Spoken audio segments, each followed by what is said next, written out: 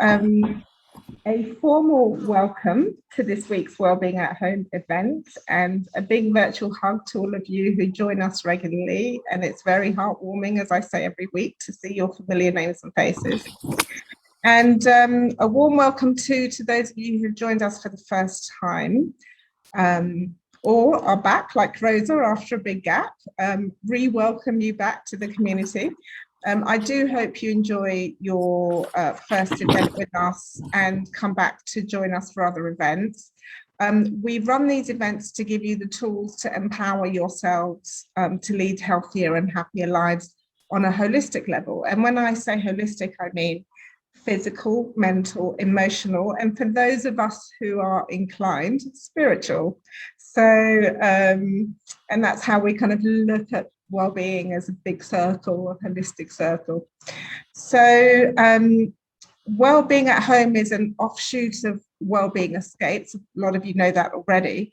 And we've been specializing in wellbeing travel for over 15 years now. And one thing I know for sure is that many of our clients go on a wellbeing break to reset and to also learn healthy habits. So we actually started Wellbeing at Home during lockdown so we can empower you to do the same thing when you are at home. And I know it takes much more discipline to carve out that time during your busy day-to-day lives rather than when you're in some wonderful resort or retreat somewhere. But we're very committed to helping you do that and maintaining your healthy living when you're at home as well as when you go away. We find a lot of our clients go away and come back feeling amazing and then have difficulty continuing with the habits that they learned on their retreat. So we're here to try and help ease you into that and remind you to empower yourselves. Okay, so before we start today's event, can I just remind everyone to put themselves on mute, please, so not to disturb the other listeners. And feel free to add comments and questions in the chat box, and we'll address them as we go along. And you know that it could be a question, it could be a comment, it could be anything. Really, just put it into the chat box. Okay, good. So today we are going to be talking about all things journaling, as I personally think it's a very effective tool to stay happy and healthy.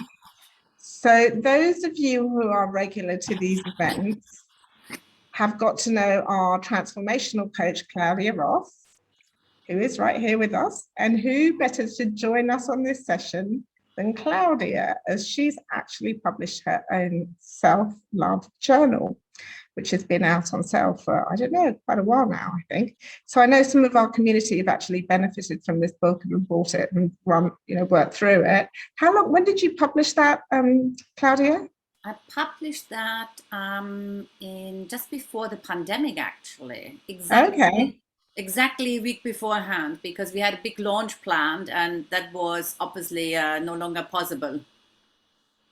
Wow. Have you got a picture of it there? Have you got it there? Is that so that's Claudia's book, Self-Love, a 28-day guided journal, which you can get on Amazon. But Claudia, I call Claudia the queen of journaling. She's really the queen of the journals. And as far back as I remember Claudia, I remember walking with Claudia gosh, I think we were shopping, or we were walking through a shop, and she just kept looking at journals. I mean, I'm going back many, many years. I was thinking this lady really likes journals. So the path led you to actually publishing a book about journaling. And then I know you've done much more work on journaling since then. So Claudia, thank you so much for being with us and for joining us again. So before we actually start our kind of discussion about journaling, I just want to get a feel for how many of you journal sometimes, occasionally, regularly. Put your hands up or write in chat so we can get a feel for that. So Rosa, you're a journaler. Anybody else? Every day, Jada says. Wow, all the time. Okay. Oh, and Debbie, welcome from Arizona. Wow, welcome. Nice to have you here with us. Yes, definitely different Different time zone. Oh, okay. Never. Sue says never, but Sue maybe is up for trying it. Okay, so we have some avid journalers here and some people who haven't tried it. So it was good just to get a feel for that. So when I was researching this session, because I thought actually journaling would be a good topic to cover, I actually realized that there's been a lot of studies and proven benefits about journaling, which I was quite surprised about, to be honest. And one of these studies was done at Harvard Business School, and they found that participants that journaled at the end of the day had a 25% increase in performance when compared to the group that didn't. And the conclusion from this was that reflection was a powerful mechanism behind learning. That's really interesting, isn't it, Claudia, about that kind of reflection and learning? What are your thoughts on that? Absolute. What is so special about this is when we are in the experience, when we learn something, that's one aspect of it. To actually reflect on it is deepening our understanding. And if we are really allowing it, and over time, actually that understanding turns into wisdom. So from having an experience, a learning, we are going really into the learning creates a meaning for us. And that's very powerful. Because otherwise, it's literally in your head. You have an experience, but then it stays as an experience. Whereby with self-reflection, you're creating a meaning for you and your life. Interesting. And the other thing you mentioned to me before is that, and I thought actually that makes absolute sense, is it brings order. Okay. Yes. So I guess if you've got a little bit of a chaotic mind, which we all have at times, it can help you bring order. I mean, maybe expand on that a bit more too. Yes. But, the moment, like we are encouraged to just share, to just share what we feel, what we think. And when we actually do this, when we verbalize it, we are creating order. And the same with journaling. If you are actually allowing yourself to absolutely write everything down without any order, you are actually creating order. So when we're writing down, we're not writing down lists, right? Because that can be quite contradictory, because I guess what they're saying, okay, if you think about this, it brings order and it allows you to to bring some order to your thoughts. And automatically when we think order, we think of lists, don't we? Absolutely. But this is not about lists, is it?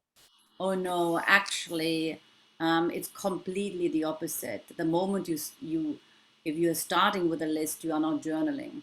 You are actually just taking your brain, your understanding of a situation onto the paper. Journaling is actually, and this is quite fascinating. There's a lot of courses, inverted commas, about the voice in your head. And how you want to actually listen to it rather than getting involved. And the power of journaling is that you are actually allowed, inverted commas, to listen to your voice in the head and then write it down. And that's the power of releasing that what actually keeps you occupied in your mind.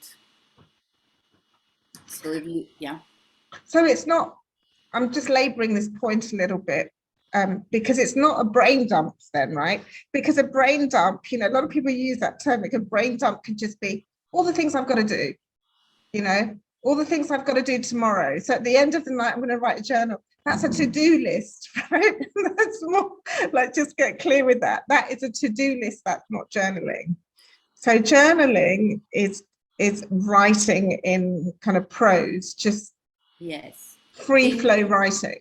Yeah, imagine, that's always the easiest. Imagine you write to a good friend and listen to that inner voice, writing to a good friend, and whatever comes. I call it actually, it's an intimate conversation with yourself. That's really what it is. It allows you to be as honest as you can, to really allow yourself that space of self-reflection. Because journaling is not about sharing. You are not reading it out. You're not sharing it with others. If you don't choose to, we are all obviously different. But it's really a space you give yourself to have a conversation with yourself, with your best friend, and actually cultivate that relationship with that best friend. That's a nice way of putting it. You become your own best friend. It's interesting. Yes. So another study that I got into these studies, I was like, wow. So a lot of studies around journaling. So another study found that it improves people's sleep, which I guess is no big surprise, especially if you have things on your mind that are worrying you and events that happened during the day that maybe troubled you. To write them down can, I guess, kind of clear them from your conscious mind so that you can then fall asleep better or have a better night's sleep. And it brought to mind a time in my life where I had some big worries about one particular thing.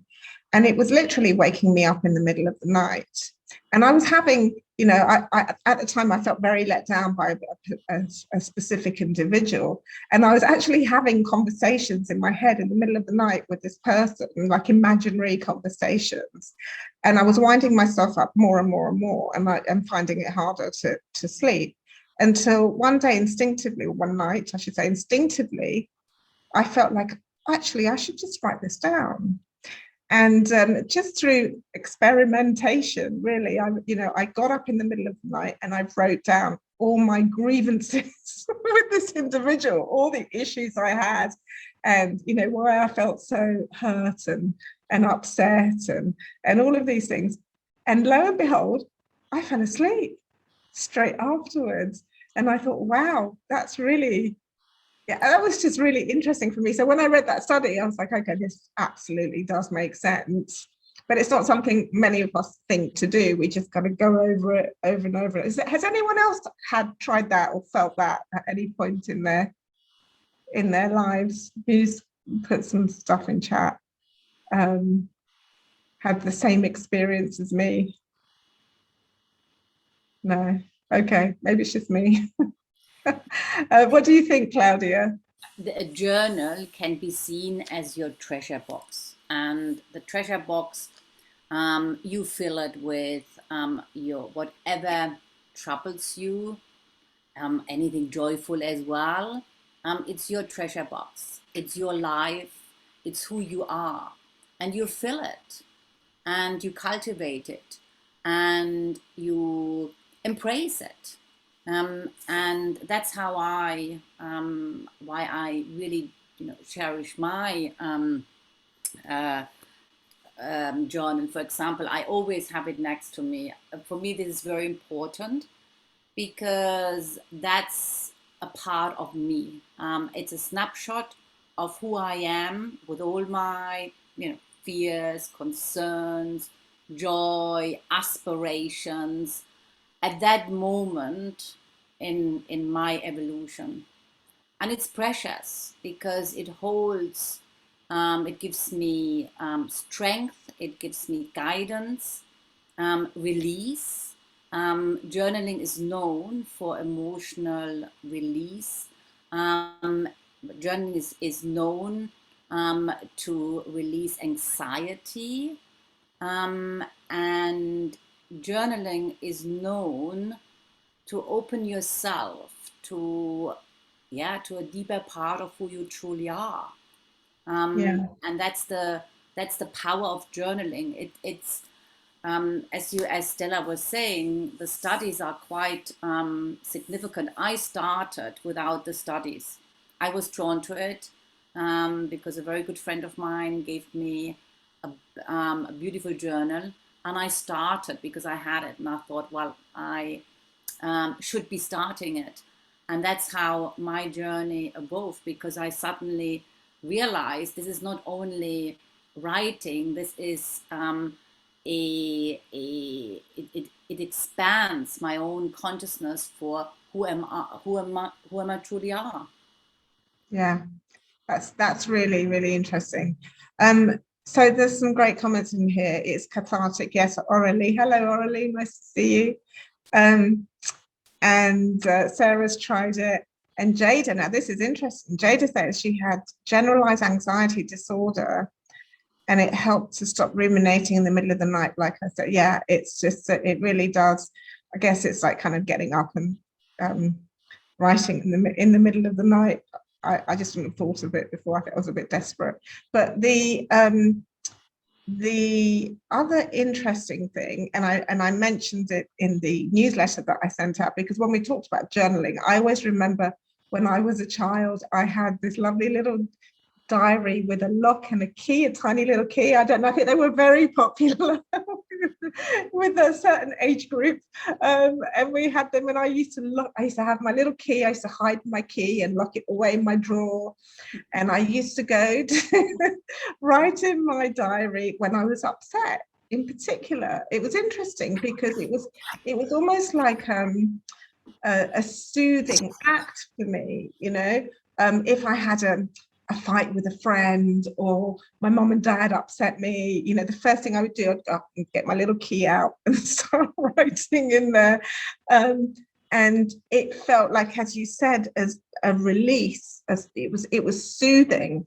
It was a soothing thing to do. Like I had a friend, and it's so interesting you're using this language about, your best friend. It's, it's an intimate act, and it really, at the time as a child, I didn't know that. I just knew that it made me feel better.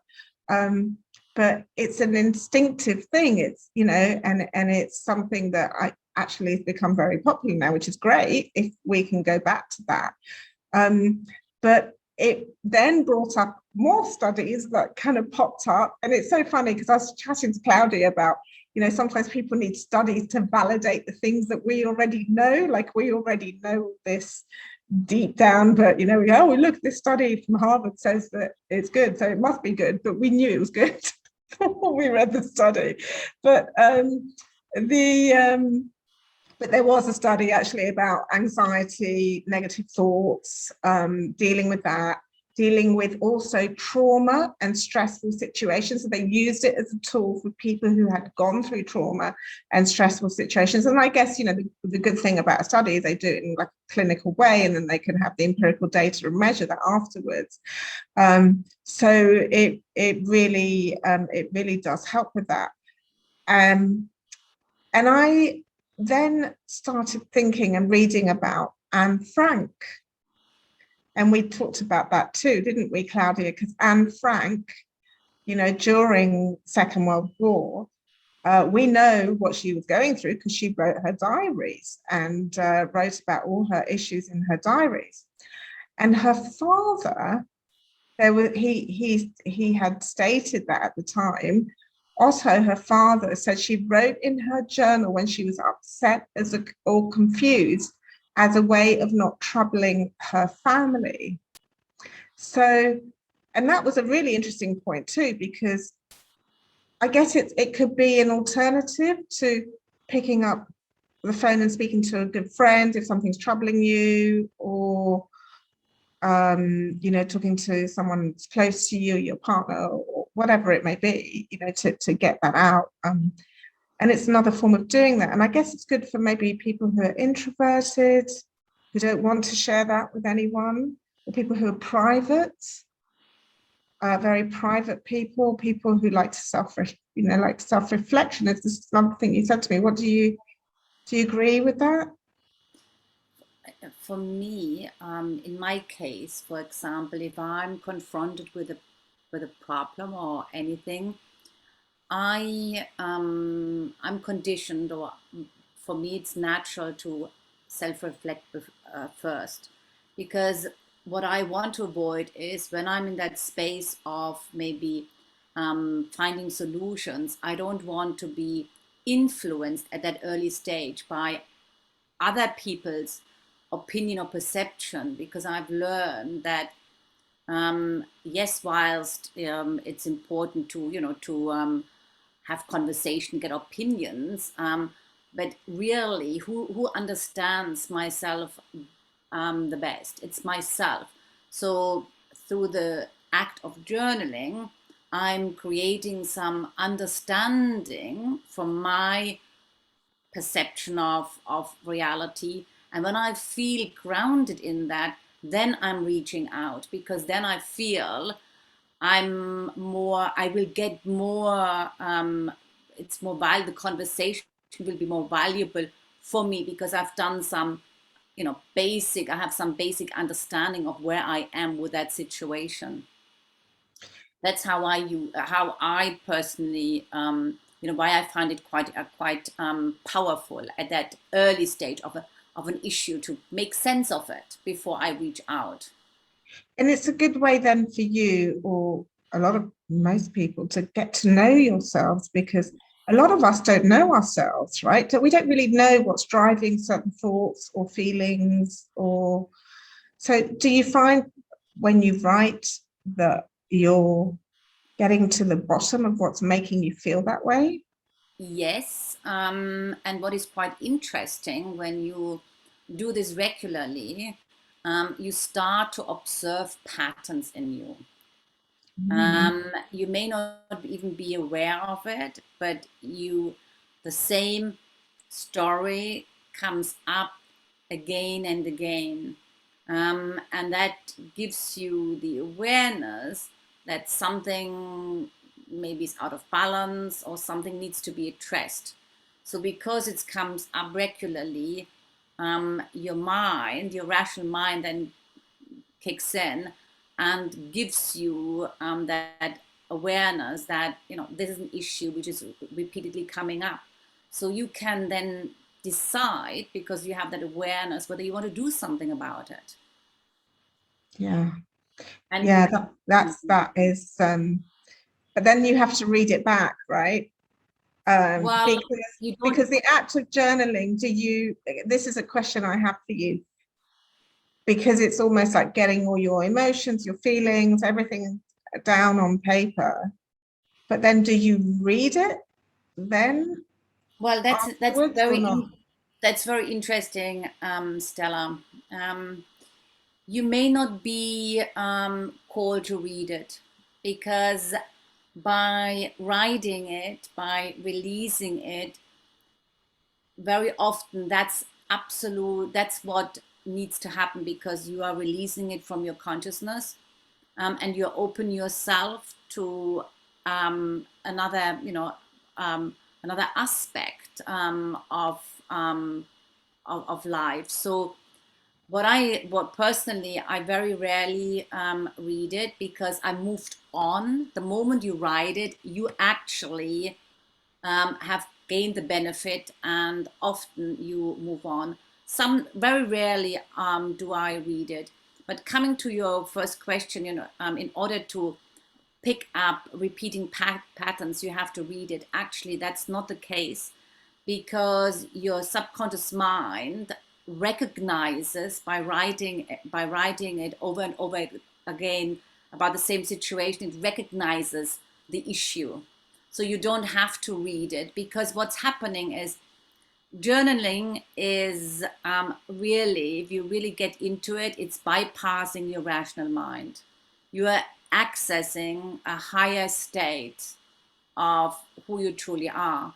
So that has got a totally different guidance to it. It's a very powerful place. to be with yourself. Okay. And you talk about accessing your higher self or your higher mind or whatever. What do you mean by that exactly? I started the journaling, like with everything, is a process. You start, you write. Very often when you start, you stare at an empty page, you don't know what to write, nothing comes to you, you get frustrated, you're happy, your conditioning pops in, I'm not good enough, or whatever our stories is, and we all have. So first thing, it's very important, do persevere. Literally, what I did, if I had a day without anything to write, I wrote about the weather. Or today it's cold. Today it's, I mean, very simple. Because the point is, whatever you write, it mustn't actually, don't put any idea in your mind that it needs to make sense. No, journaling is not about making sense. It's the act of actually connecting to another part of you which has got something to share with you. So it's very important, the free flow writing. No complexity, just let it come to you. And if you are stuck the next time, just write about a holiday you had. It doesn't matter what it is. It's what you really want to get used to is that free flow writing. And the early stage of journaling, it is really a conversation with your best friend. That's how it really is. Sort of imagine you're sitting there and you haven't seen your best friend for a long time, and you write from the heart because he or she is very meaningful to you. So that's the first stage, and that's a very powerful stage, and that's where you release a lot, where you actually, it's really opening your consciousness to become more centered, balanced, less stressed. So there's all these studies, and I have taken journaling to another level, even though that's not about the traditional level, but I call it soul journaling. And I developed my own way of really connecting to that higher self, to that higher part of who we are. It's that higher self is that unconditional part of who you truly are.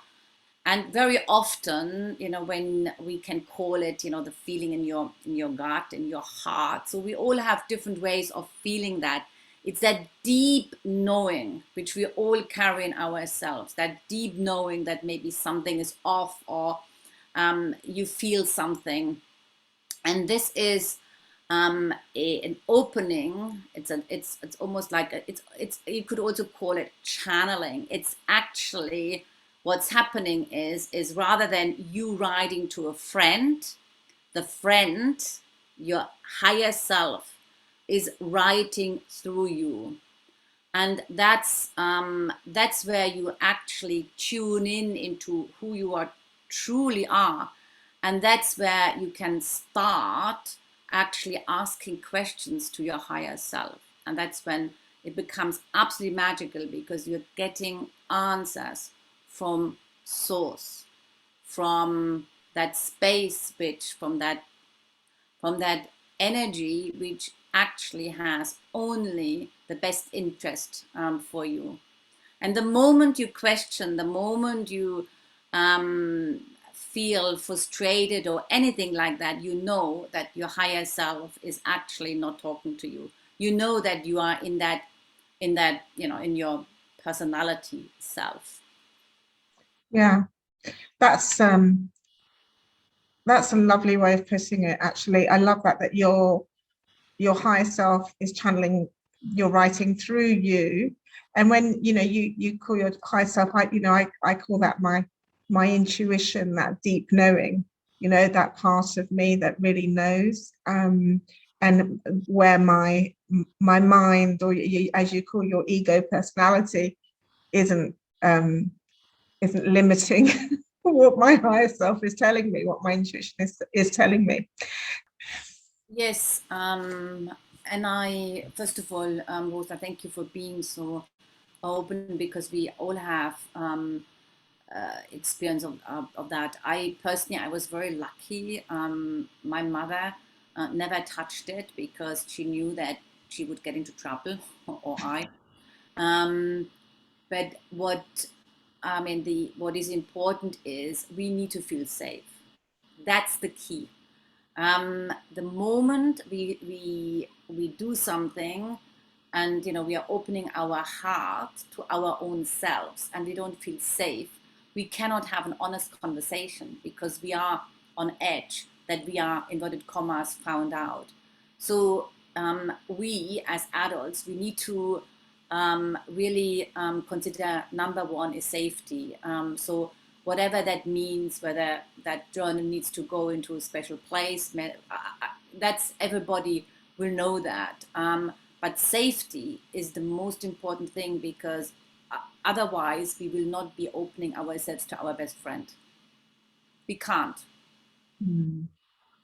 So I guess it's on a practical level, I guess if you feel that it's going to be somewhere where someone could read it, it's just to hide it.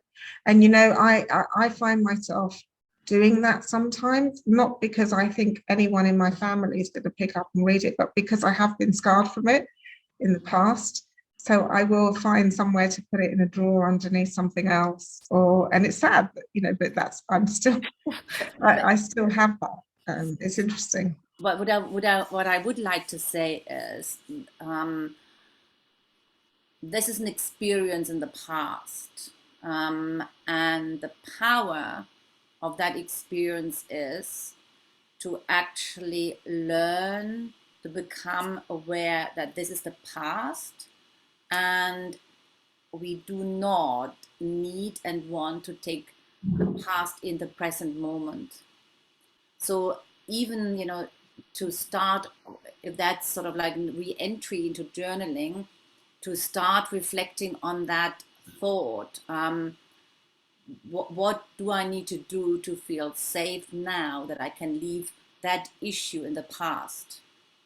Because the moment we can address that issue, that's the first opening, a first transformation, because you are starting again to trust yourself. And that's something very powerful, joyful, if we can come back to our trusting to our own self. So there is an incredible healing possibility in that shift.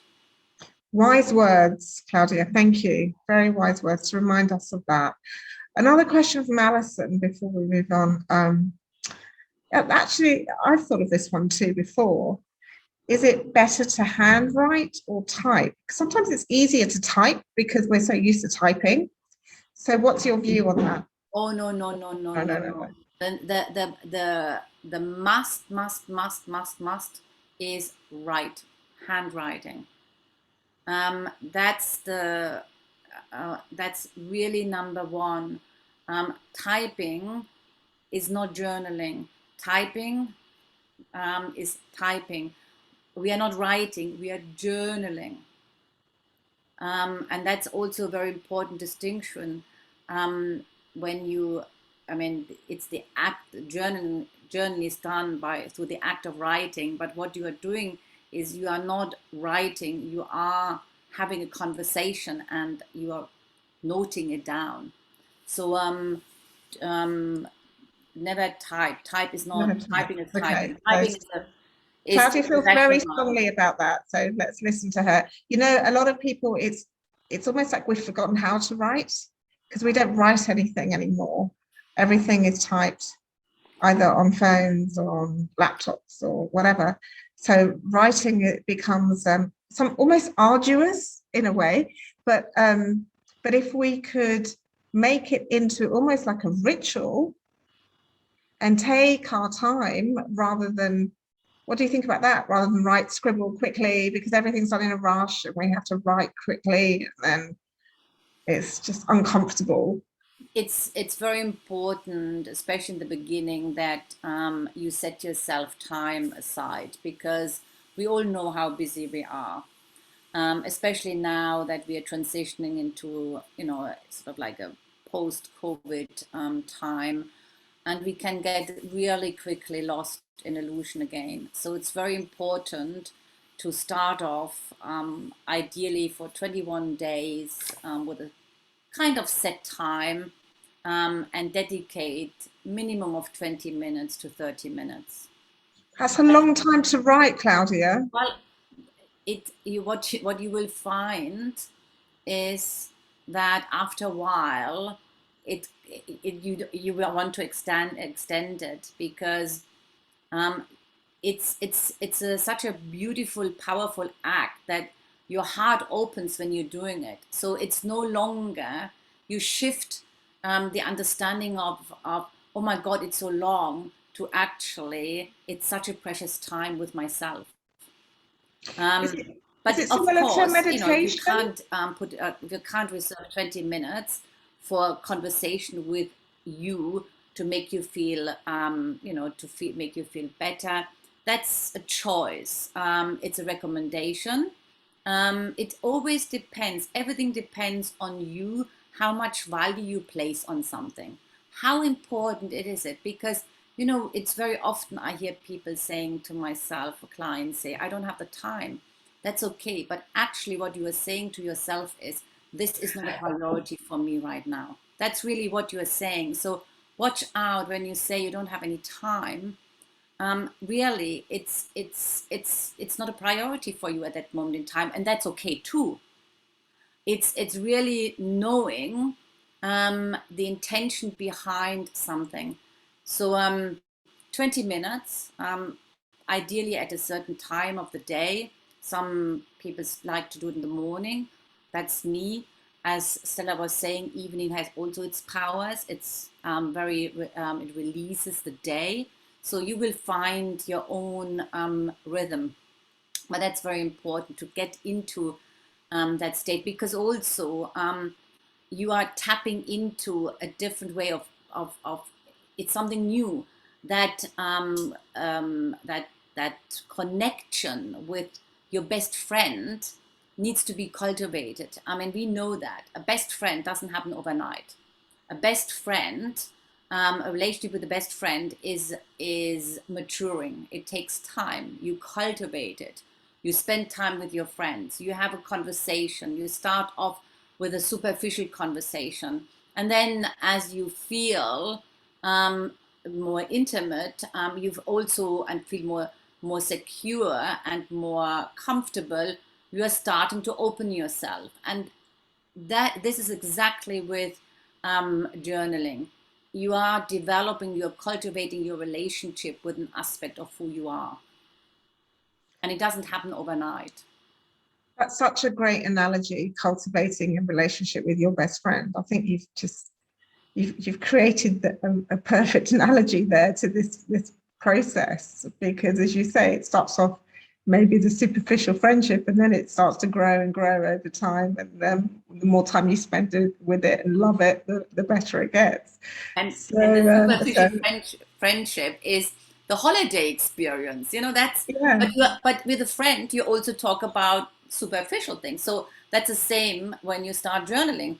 With yeah, that best friend, you sometimes you have a superficial conversation, and it's also a nice conversation because it yeah. evokes nice memories, and it's good.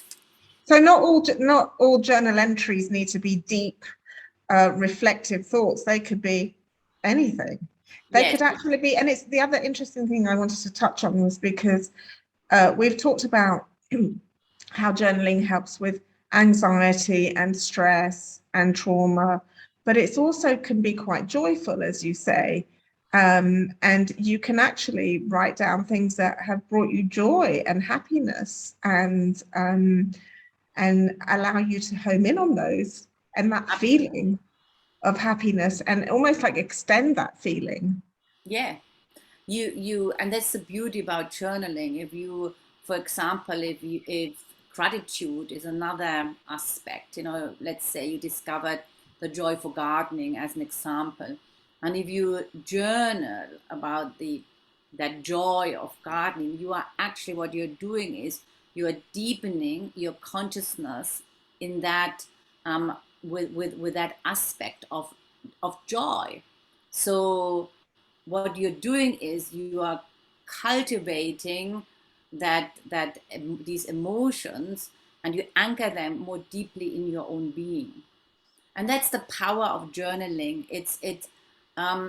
One could think it's superficial, but actually it is so profound when you understand the science behind it. It's transformational.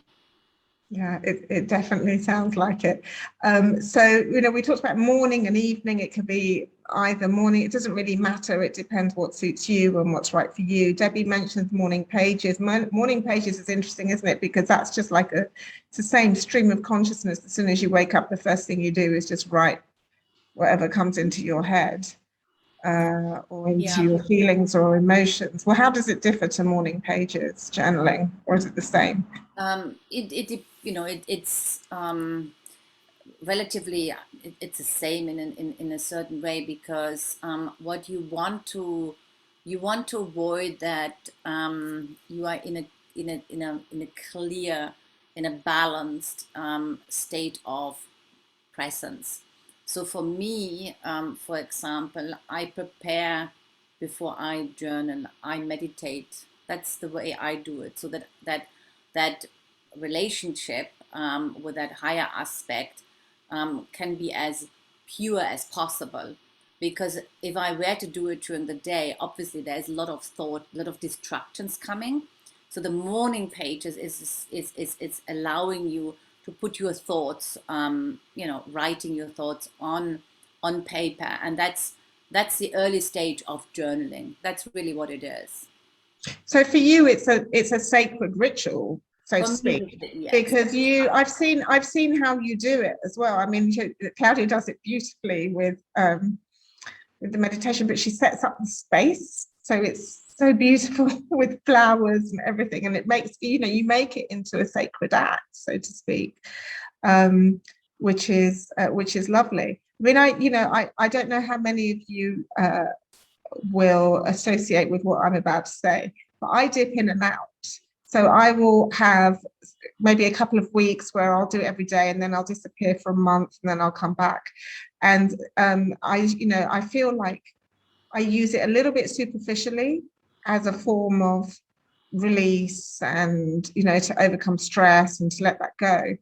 But I feel like I haven't taken that next level, which you get the complete joy out of it, Claudia, because you've gone to that next level where you have such a deep connection with what you call your higher self that you can really, I guess, elevate that time that you spend to it to be so important in your life, because you've seen the results from that.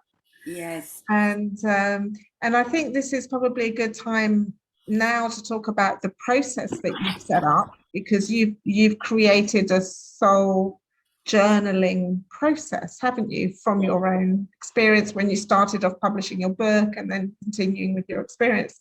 Do you want to tell us a little bit about that? Yeah, and that's actually the irony in it. I was journaling, and I was seeking guidance, and I wanted this guidance for my life, not to come from my ego, not to come from my conditioned mind. I didn't want to bring the past, the present, and then guide me to the future. I really want to create my life, my future, from that higher dimension. And it so happened that the process just came through that journaling. And one day I was journaling, I got into it, and I was told by that higher aspect of myself that I needed to create a soul journaling workshop. And I thought, wow. And I sort of felt afterwards some resistance because so far until then, the journaling was a very sacred and private act. I mean, literally, it was for me, between me, with my friend, and then with that higher aspect. So I was really taken. But then, what I learned through that process of soul journaling is when you are given an guidance from that higher aspect, that's really comes from the place of your soul. And I followed it, and I put myself out, and it's a 4 weeks program to get a sense of it, how it works. And the sessions are the first session, it's actually understanding what it is, that conversation with the higher self, the soul. What actually does it mean to you as a soul journaler?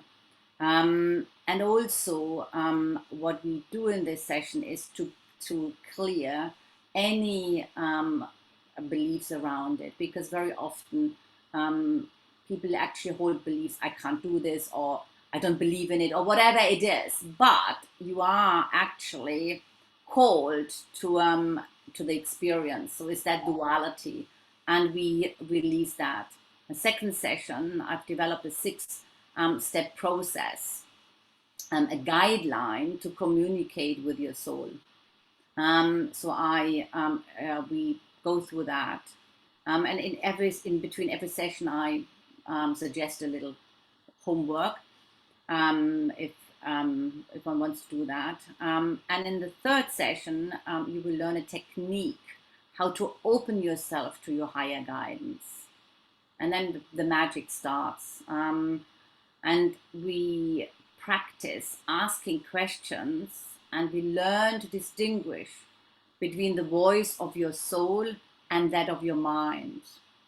And that's a very powerful process. And then the fourth session is really bringing it all together, and then moving into the act of soul journaling.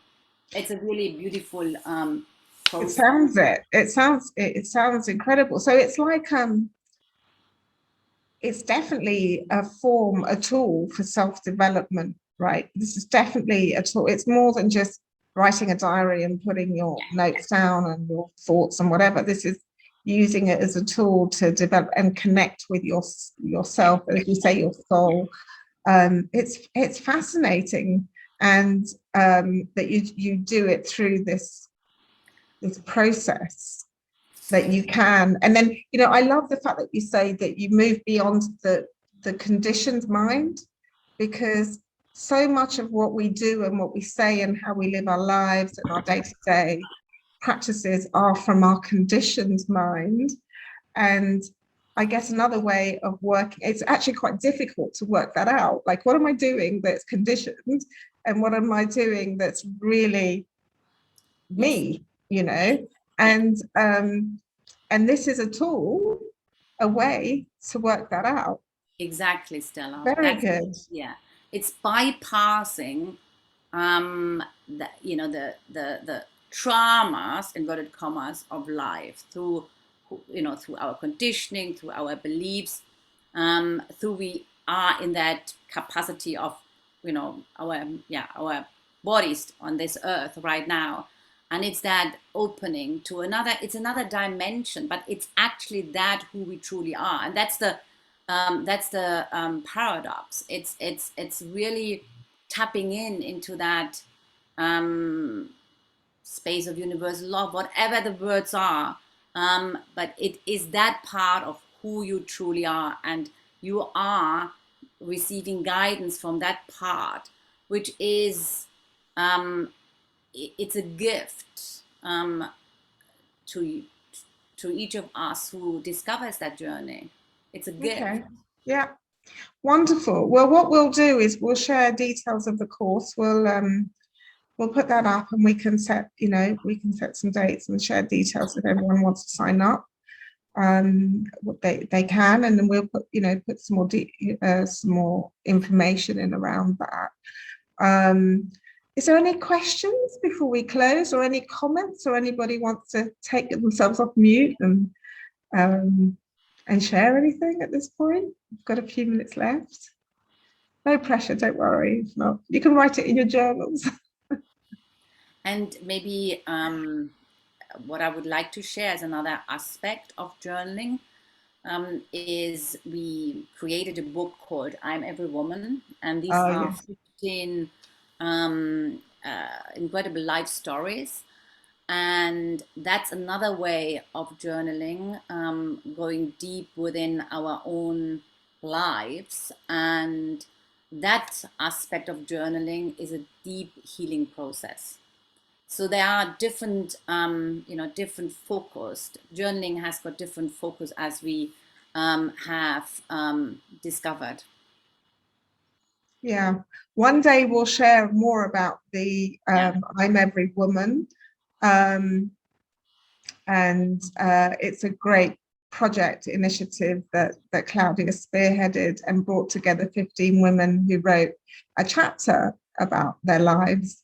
I wrote one of those chapters, and I have to say it was definitely for me a journaling experience with my higher self, because Claudia was kind of gently hassling me to write this chapter, and I kept putting it off and off and off and off, and I didn't want to do it because I couldn't even think about what I was going to write. And then I said I didn't want to let Claudia down, so I allocated myself a Saturday to write this chapter without any idea of what I was going to write. And I sat down and I wrote down so much stuff from my past, my traumatic events, things that I had blocked that just came out on paper. And it took me a lot of courage to actually send it in. And it was published. So one day I have to build up some more courage before I share it with everybody else. But we will we'll talk about that, because it is a big, it's another way of actually releasing blocked memories, blocked trauma, blocked things that just come to mind that you may not be able to speak about, but when you sit down and write, it just comes out. It was really interesting for me. Thank you, Claudia, for taking me there. It was wonderful. And thank you all for coming along and being part of the session, and for your interaction. It's been a great one, really nice, chilled event today. I've really enjoyed it. Thank you for being with us. Yeah, thank you. Thank you, everyone. Yeah, and beautiful to share. Yeah, and we will share. Thank you all for being present, giving us an hour of your time, for prioritizing this, as Claudia said. Have a beautiful week ahead. Next week we have a week off for Wellbeing at Home, but we'll be back the following week with Colin doing Kundalini. I'm so excited about that. Ooh. So Kundalini yoga, we're really excited about introducing, there he is, Kundalini yoga to those of you who haven't tried it, because it is, well, for me, I loved it. It's life-changing. So have a great couple of weeks ahead, and see you soon. Take care. Lots of love.